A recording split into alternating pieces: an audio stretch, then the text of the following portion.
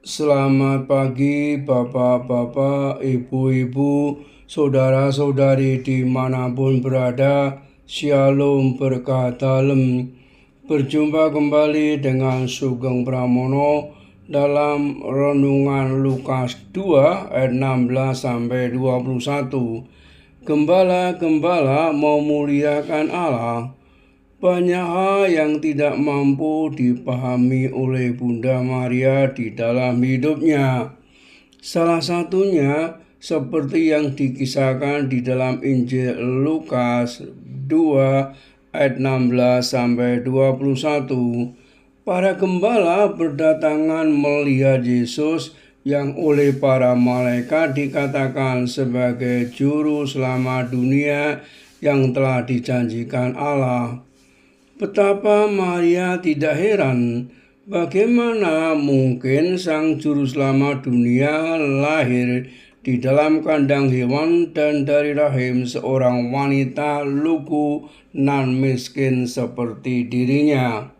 Lalu di kemudian hari Maria juga kembali dibuat maskul ketika berusaha memahami jalan pikiran Allah, manakala Allah meminta kembali anak yang telah dianugerahkannya kepada dirinya lewat suatu cara yang tragis, wafat di kayu salib.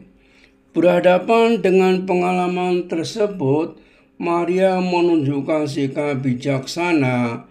Ia lebih memilih untuk menyimpan segala perkara itu di dalam hatinya dan merenungkannya. Lukas 2 ayat 19.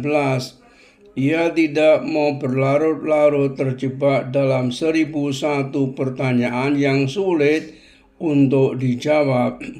Ia tidak ingin memberontak walau kebingungan memenuhi pikirannya. Ia memilih menyimpan segala kegundahan di dalam hatinya dan merenungkannya. Dengan kata lain, ia berusaha mencari dan menemukan kehendak Allah yang sejati di dalam setiap peristiwa. Sesungguhnya aku ini adalah hamba Tuhan. Jadilah padaku menurut perkataanmu. Lukas 1 ayat 38. Inilah sikap dasar Maria dalam keseluruhan hidupnya.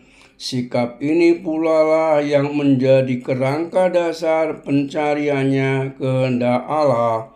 Ia berani mempersilahkan Allah menjalankan kehendaknya di dalam hidupnya.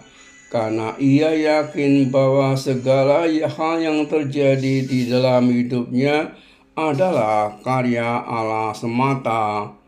Allah itu baik dan selamanya akan selalu baik. Lukas 1 ayat 54 sampai 55. Dengan demikian ada 3 urutan sikap yang dipilih Maria dalam menghadapi setiap peristiwa.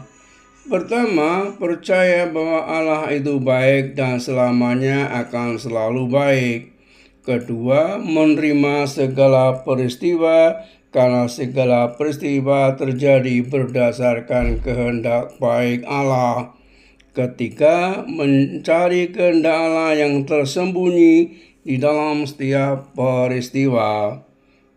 Percaya, menerima, dan mencari adalah sikap sangat tepat bagi kita dalam menjalani tahun 2026.